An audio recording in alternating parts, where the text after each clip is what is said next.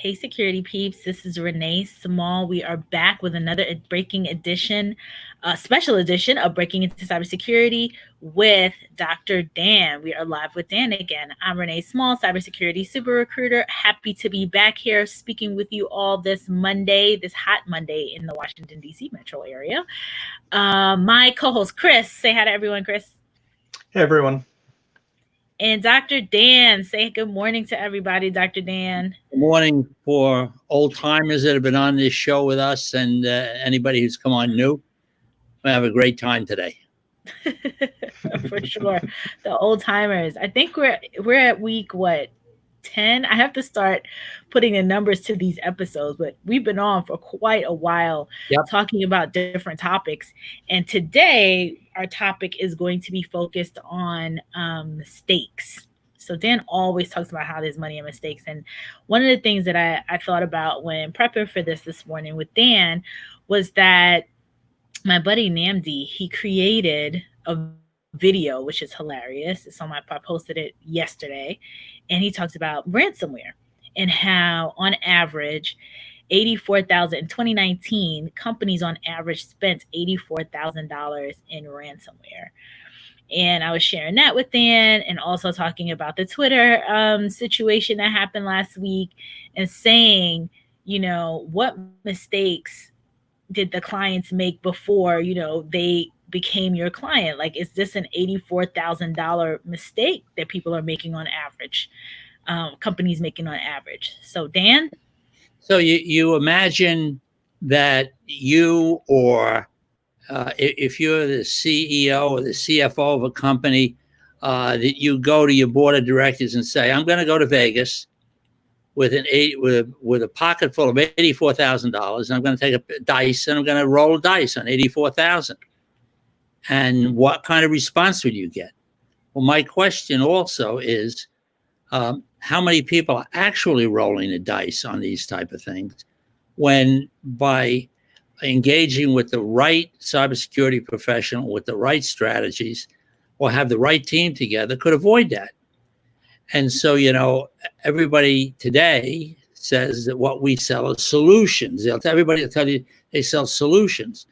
Well, to me, it makes sense that if you buy the mistake before you make it and don't make the mistake, you don't have to pay for the solution. But it's getting people to think about that. Now, I've been doing interactions with people on marketing strategies on how to sell mistakes for a long time. We're going to be putting together a podcast on selling mistakes. And so it's, once again, how much money is there in mistakes? So I think that, we talked about this for weeks with Renee. What mistake does somebody make by not calling Renee?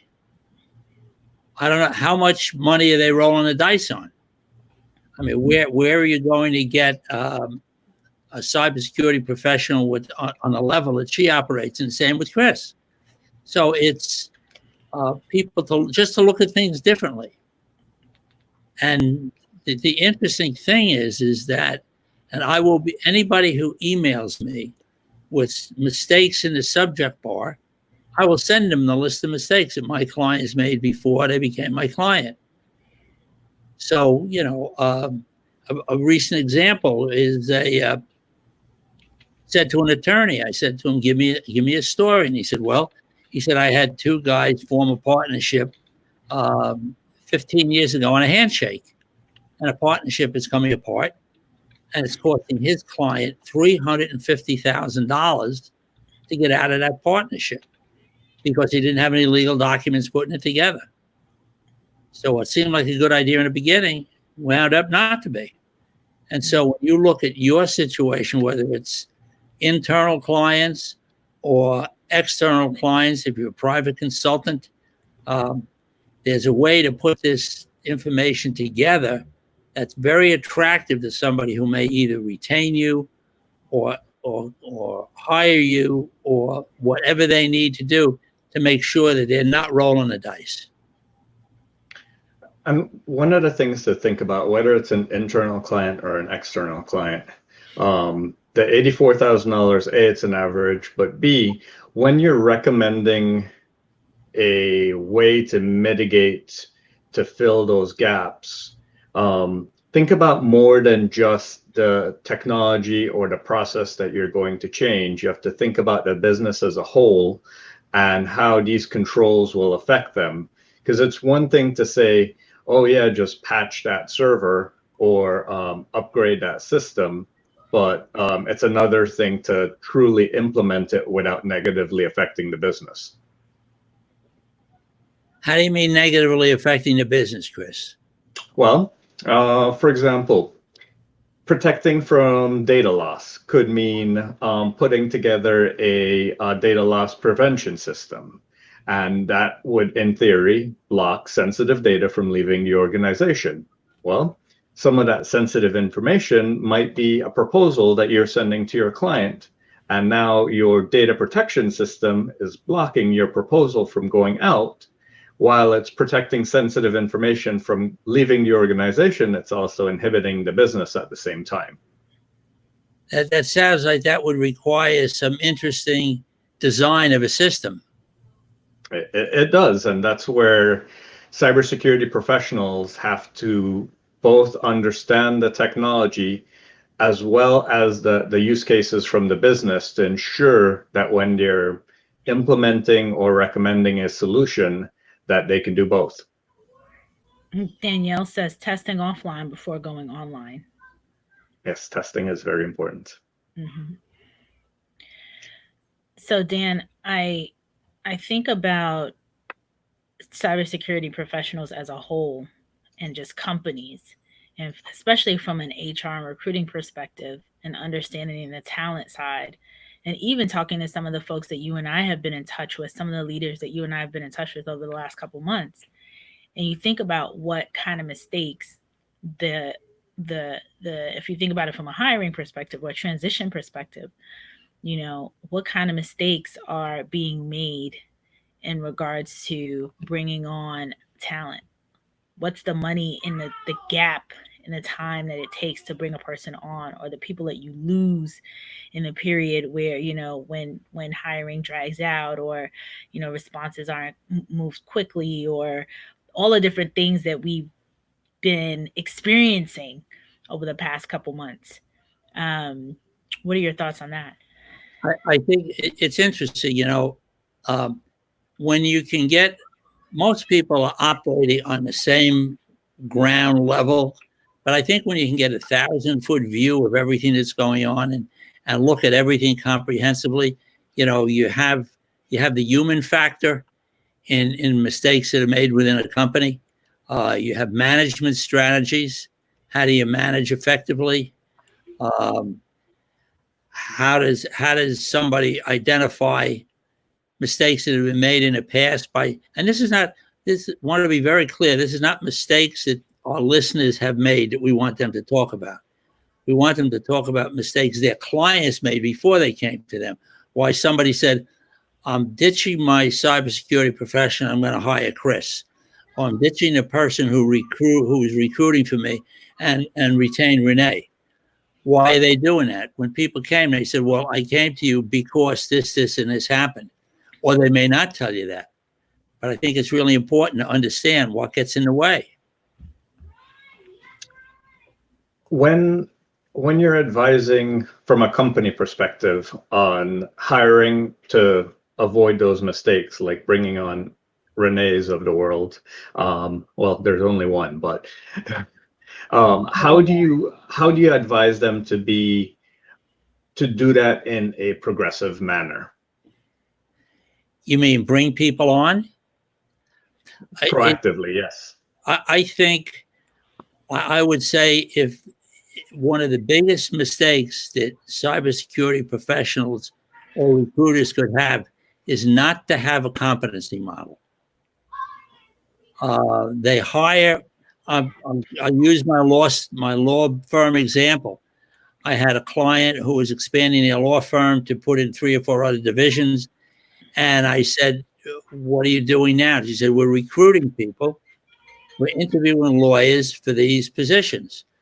I said, well, what are you interviewing them for? She said, well, their experience. I said, I would want to interview them for their dream. What's your dream? I want to go to a company. Where do you want to be? Show me your and I do this with private clients. Show me your organizational chart. Tell me where you want to be. You just got this job now. I said, I don't want to talk about the job right now completely. I want to talk about where you want to be in 2, 3, 4 years and how you're going to get there. It may be in that company, it may not be in that company, maybe somewhere else. But the point is there's a system to moving from where you are to someplace else. And I read something just recently that whatever skills and talents got you to where you are today is not going to get you to where you want to be. You have to develop new skills and new talents, and it may be we may with cybersecurity may be running into the same situation we did with Hewlett Packard. We had highly qualified tech people who all of a sudden were thrown into management roles. They had tremendous technical skills, but they really needed to ramp up management strategies very quickly, and it cost them a lot. Not to do that, because Renee and I ran into this for years now. What it costs somebody to replace somebody, what it costs to make a bad hire, what it costs to hire somebody who you're not part of what their dream is. And how do you do that? Yeah. That's a great point that you bring up. How would you advise people to ensure that their dream and the dream of the organization that you're going to work with coincide for at least the first couple of years? The companies I've worked with, I always start out with the leaders or the CEO of the company. And, if somebody's listening to this and says, I don't think I can do this, but I think it's valuable, you put me on a Zoom call with somebody and I'll tell them about it. There's going to be no fee for a consultation to find out what you need to have happen. But I start out by taking everybody out to 2025. I've said this for weeks now. Imagine for a moment, I give you a magic wand, you wave it and you're in 2025. What does that look like? Your kids are 5 years older, you're 5 years older. Are you closer to the position you want to be in the company? And then if the company is looking at 2025, if they're not, that's a major mistake, because I know that with HP, for example, my senior executives, these aren't people who ran countries and regions of the world, would go to a client and say, tell me what you think your challenges are going to be 5 years from now. And they would say, well, we want to work with right now. I said, no, I need to know where you want to be so I can help you identify anything that can derail you from getting there. That's a lot of what, I mentioned on here that I do programs for golfers. And if somebody wants to look at golfinamindgame.com as a website, there's a video on it. It shows a beautiful golf course, and all of a sudden garbage starts to float all over it. And the question is, well, nobody would play that golf course with all the debris on it. However, what if that debris is invisible? A lot of the stuff that I deal with is invisible. You don't see it. You don't know that it's there. Right. That is very true. A couple of good comments here, and some folks we want to say good morning to. Danielle, good morning. She had a couple comments that I'm going to pop up in a second. Morning, Patrick. So Namdi said he was the one that wrote the video, that created the video, and the $84,000 mistake that companies are making when not being prepared for having ransomware attacks and other things. He said, sounds like a threat modeling exercise combined with input from the business, which I think it was to Chris's point that Chris made earlier. Danielle says, getting buy-in from fiscal prior to a breach is harder than getting buy-in after a breach. And that always happens, after the person breaks into your house, you're going to buy that system. You're going to get the security system now, where you hem and haw beforehand. So, Danielle, if you can identify the individual, matter of fact, if you send me an email, I'll send you an individual personal profile, and you can profile the decision maker in fiscal who makes the ultimate decision. Because I've seen pressure put on those people indirectly for huge amounts of money. but it's got to be done correctly, because the person in fiscal has to answer to somebody else. You may have to give them the language to answer to somebody else. And if it involves a lot of money, it involves a risk or the development of your company, give me a call or talk to me about it on the phone. It's that easy. Buddy says, unfortunately, cybersecurity hiring managers often believe degrees and certifications are indicative of the candidate's competency. So Dan, definitely talk to this one, because your competency model has absolutely nothing to do with degrees or certifications. No, as a matter of fact, if Buddy wanted to send me an email, I'd send him the competency model for Hewlett Packard. It's about 35 items for senior people, and the way they used it, they really looked at what their senior executives, this is right under Carly Fiorina, needed to do to perform at their best. And then they would give it to an individual, and they say, take a look down this list, check off what you do well, check off where you need help, and we'll give you help immediately. Let's ramp people up quickly. But I think the thing is that it's,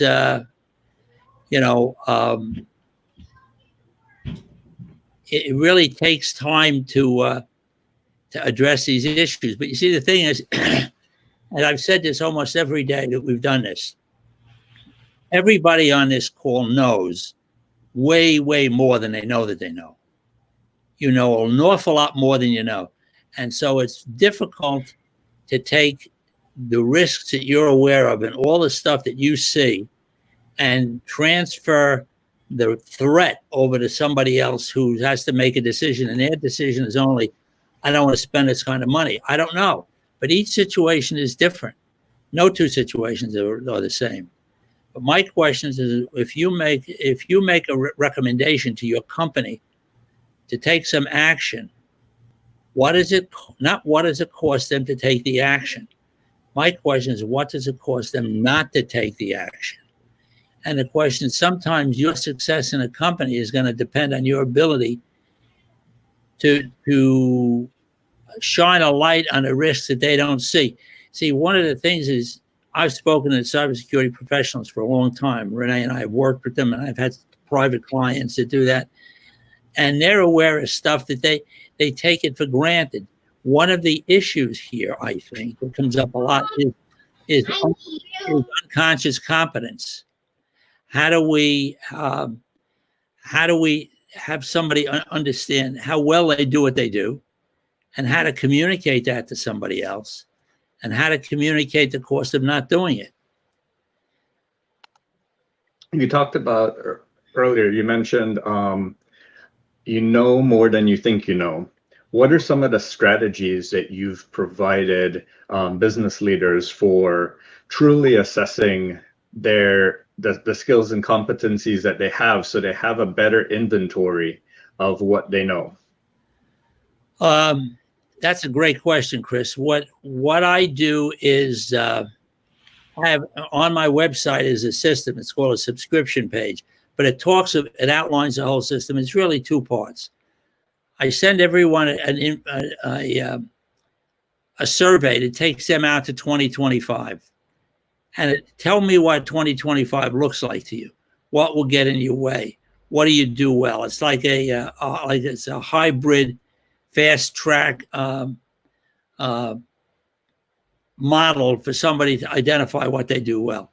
And then I have an online assessment, 30 minutes, and it will give you every single place that you can foul up going forward, both personally and managerially.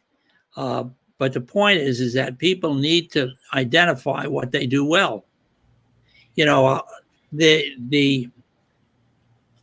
competent, there's 4 levels of learning.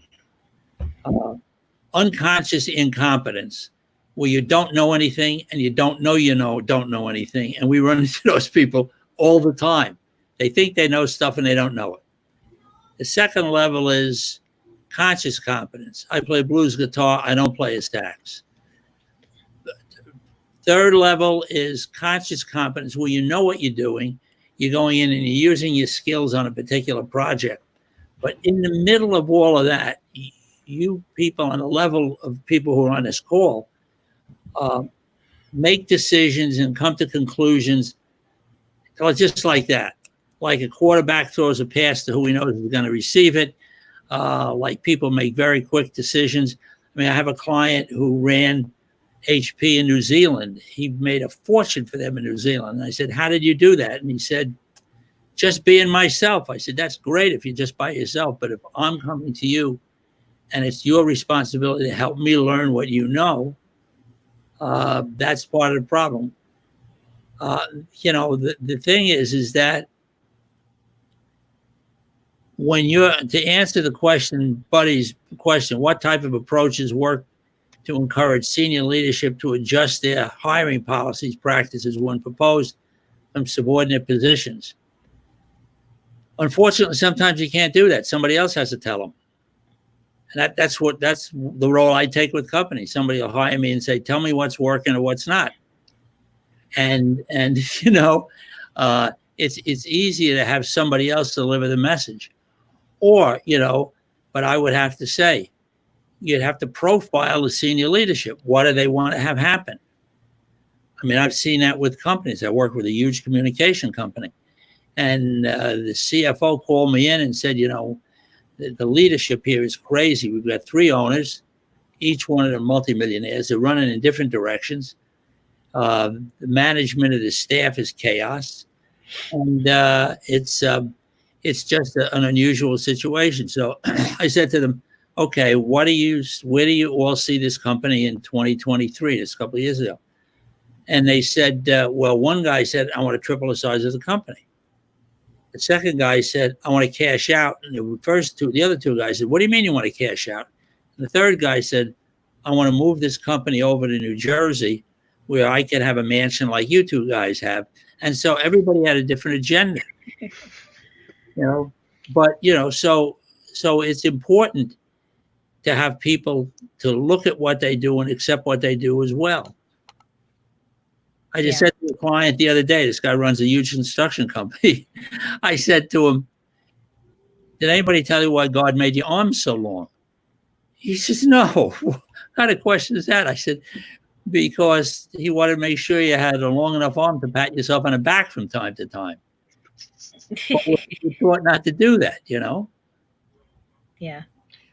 And Dan, I mean, to add to your answer to Buddy, the mistakes part comes in here too. So, when the Dan would always say, when's the right time to call me? When you talk about approaches, Dan, you want to give them your Do I have your permission? Go for it. It's so funny. The first time I met Renee, I did this and she hasn't forgotten. Somebody always says, okay, I'm in a situation. When do I call you? I said, I want you to imagine a big fan packed with wet manure and a guy with a plug by an outlet. I want you to call me before he puts the plug in the wall. So how many times I use cybersecurity professionals getting called after the plug has been put in? Don't put the plug in. But it's interesting when I talk to companies that are asking me to propose working for them or consulting with them, I talk to them about other people that I work with. That's why I'm willing to send out my mistakes list to you. The thing I hear a lot from people is the word sooner. I wish I called you sooner. I wish I called you before the $84,000 was gone out of my bank account. How many people that you're dealing with are actually rolling the dice? I have an employment attorney who's a client, and she said to me, I'm trying to get people to understand the risk of not having employee manuals. I said, okay, how are you doing that? She said, well, I explained to them the importance of the employee manuals, and then they don't want to spend the money. I said, well, what does it cost? She says $29,000, $30,000 to do employee manuals for this company. I said, how much are the fines if the Department of Labor comes in? She said $450,000, 500,000 of fines. I said, oh, that's good. I said, why don't you try this? I said, take a set of dice. Everybody on this call, go out and buy a set of dice. Keep it in your pocket. And when you go to talk to somebody and they say, what are you proposing? Don't say a word. Take the dice out, shake the dice, throw them down the table. And when somebody said, what's that for? I said, you have a choice. You want to roll the dice on 84,000 or not? Now, can you catch every attack? No.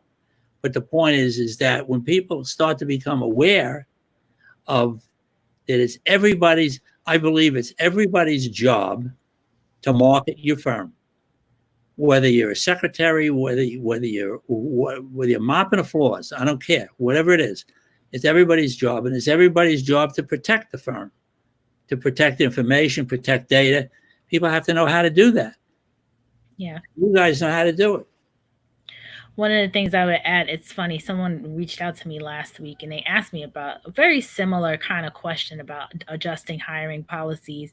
And I was like, lawsuits, like the one way it gets done, it's because, people think about their pockets. They think about at the end of the day, if, to Dan's point, it's the Department of Labor shows up and they fine you $450,000, would it have made more sense to hire someone for $75,000 or $100,000 to take care of this problem before it gets to that point? So it's such a gamble. The only, go ahead. Hey, Chris. I was going to say the only problem with that I have in this industry is that too many companies focus on the fair uncertainty and doubt, and they sell it like that. I understand the vision behind selling the mistake. I just don't want people to focus on selling that fear, that uncertainty, and that doubt when you're doing it. Oh, okay. I bring it down to the least common denominator. You were out in the street with your kid. You say, I don't like to yell at children. I don't like to grab them by the scruff of the neck and pull them back in. But when a kid starts to run out into traffic, what do? Don't run in traffic. What cybersecurity people are doing is saying to companies, don't run out in the street, cross at the light, look both ways. Yeah, I worked with a patent attorney, and he said to me, I was helping some of his people with a pitch that they were trying to do. And a guy came in and he said, I can't get a patent on my product. And the guy who was my friend said, well, why not? He said, I was told I can't. He said, you were given bad information. I said, and when I hear people come in and talk about inventions and innovations and things they have, I said to my lawyers, I said, I think you ought to get a T-shirt that says, don't talk to anybody. You don't talk to anybody until your material is protected. Yeah. Namdi says, Dr. Dan just described the whole shift left concept with his analogy. I'm going to borrow it. Shameless stealing. Go for it. Shameless stealing. Someone made a comment here. Why do you think clients or companies are so scared of training promising individuals? They're worried for their job. Well, that's a great question. It depends who in the company is scared of training promising individuals. Renee and I have seen this for 15 years. People that put people in the positions that don't threaten them. Yeah. Yep. They're worried for their own jobs. So the fact is that, sometimes you can, and this is one of the things that this assessment that I use indicates very quickly, is, are you somebody who without any intention threatens people? She also wants to know, this is Yamara, what is the name of the competency model mentioned? It was individually designed for each pitch. Custom. Now, yeah. I would say that everybody on this call could really sit down and make a competency model. What are the things that you need for somebody to have when they come in for a particular job? Cybersecurity, is it always the cybersecurity technical expertise, or is it interpersonal relationships? Is it how to relate to people within a company? Is it how to relate to the board of directors, to the CEO, to the CFO, the CISO? Who is it? Because, this is not like painting a wall black or white. It's like, what do I need to have happen? Mm-hmm. Danielle says diversity and vision can be good as long as everyone is transparent. And I think she was talking about, Dan, your point with the 3 leaders going in different directions. Right. But you see, until we all sat down, they didn't realize what the internal feelings were of the people there, what their direction was. I mean, one guy would berate somebody for throwing a paperclip away. He says, "Do you know who pays for those paperclips? I pay for the paperclips." And then it's what goes on in what's invisible, what dynamics are taking place behind the scenes that you can't see, that if you knew about would be extraordinarily helpful to you moving your company forward. I mean, I'll retell a story. I had a guy who ran a division of HP in England. He designed a project that he needed to have $3 million one year and $10 million the next year to promote, to have their CEO in Sundance Film Festival. And he couldn't get the money. And he said to me, "I just can't get the money. I can't get them to give me the money." So we profiled about 7 or 8 people in the company, and we found one person we thought who was holding up the check and who could do it. And he said, the guy said to me, "I already talked to her about this. She thinks it's a great idea, but whatever, she hasn't come through with the money." So I said, "Why don't you just have somebody meet her at a water fountain and say, 'Kathy, we have a problem.'" He's going to say, "What's the problem?" And you say, "We just can't figure who's going to get the phone call." And she said, "What phone call?" She said, "A phone call from the CEO, and she finds out she's not going to be in Sundance Film Festival because his money wasn't greenlighted 4 years earlier." They got the money in about 2.5 months because the person didn't want that call. So it's finding out that one person in an organization has got the most to lose by not complying with the suggestions that you have, or was willing to hire somebody who, without talking to Renee, who they constantly have to, rehire, look for somebody new, transition out. And the cost, I think the cost is, the last time I looked, it was 6 times somebody's annual salary to replace somebody on an executive level. It's unbelievable, the cost of retaining, or the cost of not. Yeah. Cost of replacing them. Because everybody says, well, it's only our advertising costs and fees for recruiters. It's not. It's all the effort that somebody has to put into taking an executive who's got a job to do away from that job to reintroduce or to mentor the person who's coming in. Mm-hmm. Not to mention, but you have the whole organization needs to adjust it. If there's a change of course because a new executive comes in, they change a lot of things, and then all the opportunity cost while they're looking for a new executive. Oftentimes that's not considered. Right. And one of the things, what you talked about, Chris, is momentum. I mean, one of the things that's important to me in working with somebody is momentum and consistency. Once you have to keep the momentum going. Somebody says, "I'm just going to stop for a minute." No, you don't stop. When you stop, you start to slide backwards. You slide backwards. And what you have to be thinking about is somebody else moving in a direction you want to be going in. And that happens frequently. Because conversion today is huge. Conversion and poaching is some of the big issues that I come up with companies. How do you convert somebody from another provider to you? And how do you prevent people from poaching your business?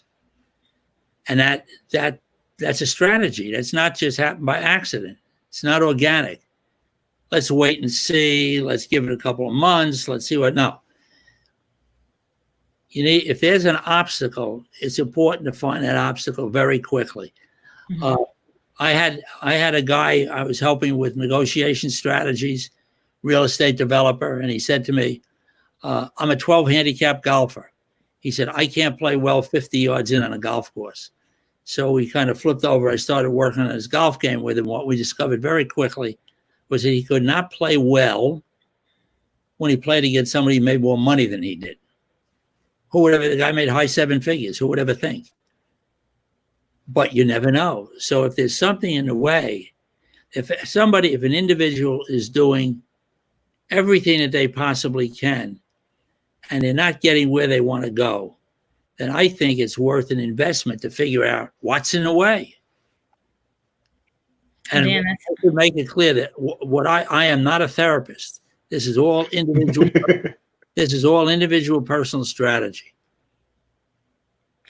Dan, that's so powerful. I think that for anyone that's been on here, I see some new folks. So really excited that Dan has worked with CEOs and CXOs, so different C-suite executives in Fortune 100 and Fortune 500 companies, as well as professional athletes and student athletes. So a lot of things Dan talks about is around the strategies and techniques that he's used with those, especially the athletes, because the decisions they have to make are so fast, and translate that over to business.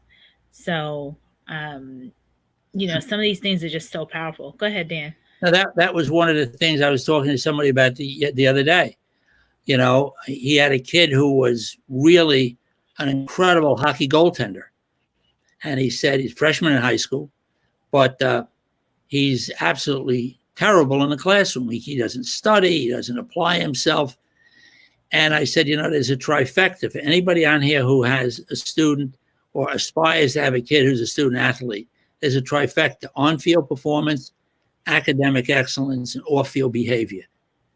I take care of the last two. The coaches take care of the on-field performance. But, it becomes interesting when somebody looks at this and says, what gets in somebody's way? So the father of this kid said he retained me to work with the kid. And I do this, I have reduced fees for student athletes and all. But I said to the kid, I said, so what's going on? He said, my parents are up my butt for my grades. Now he's a freshman in high school. I said, don't worry about that. I said, your parents make no difference. He says, well, who makes a difference? I said, the college coach who's looking at you right now to recruit you, but doesn't know if you can stay academically eligible. He didn't realize that was a big factor. Mm-hmm. And one of the things that have been commented on, and people want to contact me and talk to me about You Incorporated, I see every individual, every person on this call, every student athlete as a CEO of his own company. Mm-hmm. What do you have to think about it? When you get a young person who buys into that concept, then they realize that every decision they make is a business decision. It's not a social decision. What you eat, what you drink, what you smoke, who you're seen with, who takes your picture. I think what you just said about the college coach looking at the students' transcripts or their grades really sinks in with your 2025 dream message, because it's not about the grades right now. It's about where they want to be. And if they can't get the grades, they can't be where they want to be in their dream. Right. But no, you see, nobody tells them that. I had a kid who had a lacrosse scholarship, was asked to mentor a new kid coming in. The kid had gotten in some trouble at a frat party. They said they had to suspend this lacrosse player. And the coach said to me, would you talk to the kid? I said, yeah. I said, how could you possibly screw up your business like this? He said to me, well, I don't have a business. He said, I'm a college freshman playing lacrosse. I said, well, how much is your scholarship? He says, $35,000 a year. I said, anybody who's getting paid $35,000 a year has got a business. He said, nobody ever told me that. So it's getting people to realize that, for people in the tech world, I am not. Ask anybody on this call. I'm not. You have no threat to me. But I did this program for 95 of the country's top hockey goaltenders, and I said to them, how many of you guys on social media? And they, oh, yeah, we're on Facebook. We're on Facebook. They said, what do you think of Facebook? I said, to me, Facebook is like herpes. What you put on there never comes off. So nobody is ever going to recruit you without looking on your Facebook page, social media. And there's somebody who says, I'm really a good kid. I'm a good student. I'm a good whatever I am. But I like to blow things up on weekends. No, I don't think. But again, it's helping kids to understand that every decision they make is a business decision, and how easy it is to screw yourself up. Just look at the back pages of your local tabloid paper about what goes on with athletes.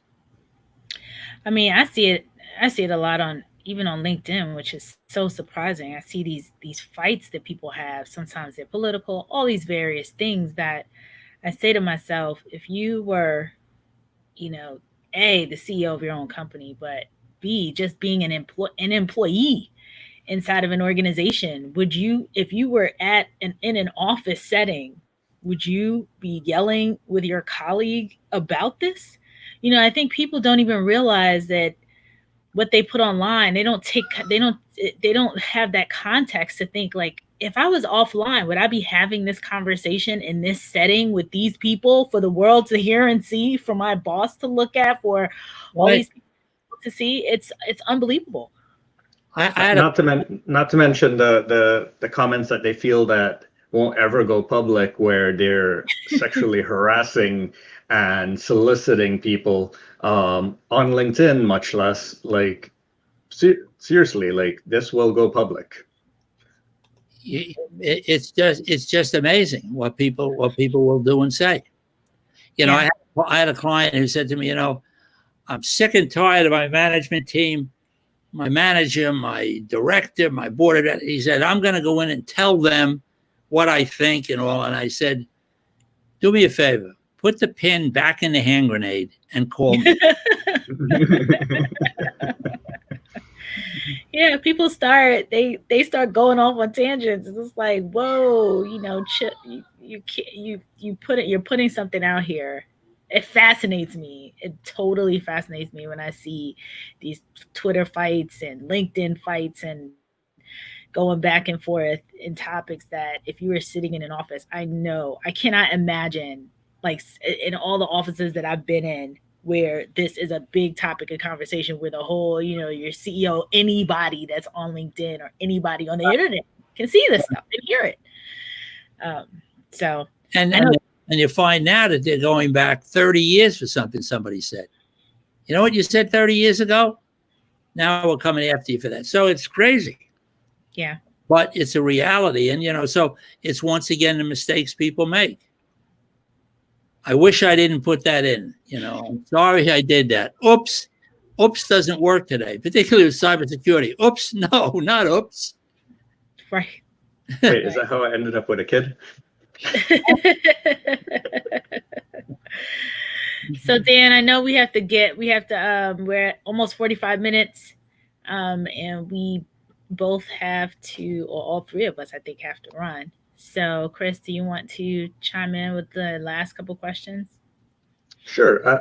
So Dan, we talked about mistakes before they happen.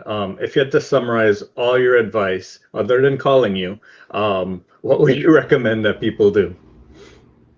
I think everybody on this call is sitting on a very valuable tool. They're sitting on a mistakes list that they have seen other people make before they came to them. Start to put them down. If at some point in time I have an opening on a program to interview you, if that would help you, we could certainly talk about that. But it's important, because when you turn around to somebody, you could say to them, don't do this, don't do that, don't do something else. And they don't listen to that. But if you could say, let me give you a list of mistakes my clients made before they became my client, take a look at this mistakes list. And if there's anything on here, any mistakes you want to make, that after I give you this list, you continue to make, please call somebody else. My reputation can't handle it. And I would add that for hires too. So if you're thinking about It's clients internal, it's clients external clients. So selling a service or a product, internal clients or future position, future opportunities that people are going for. Because Dan and I have been working a lot with people in transition recently, and it's the same kind of method. Sharing with them. Go ahead, Dan. When the biggest issues that have come up is somebody will say, I'm going in for an interview to interview for a position, or I'm planning on interviewing for a position.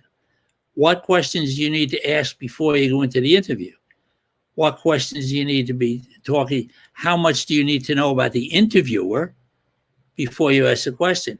How much does the interviewer impact on how much juice do they have to help you or not? Maybe all you need to do is get to the next level and the next level and the next level. So, but that's really what becomes important here. Yeah. Danielle said, please call someone else. And like, reputation on the line, not interested in being a part of this. Exactly. Well, folks, thank you so much, Dan. We really appreciate your time once again, Chris, and everyone with all these awesome comments, especially all these new people. We're seeing tons of new people this week. Super excited that you're here. Please continue to join us every Monday at 11 for Mondays with Dan. And let them contact me if they want to. Yep. Contact Dan. He's totally open and flexible. If you need his information, reach out to me. His website is in the chat, or not in the chat, in the description. In the description. All right, folks. I'm losing it this morning. Have a good day. Bye. We'll see you. Bye, everybody. See you next week.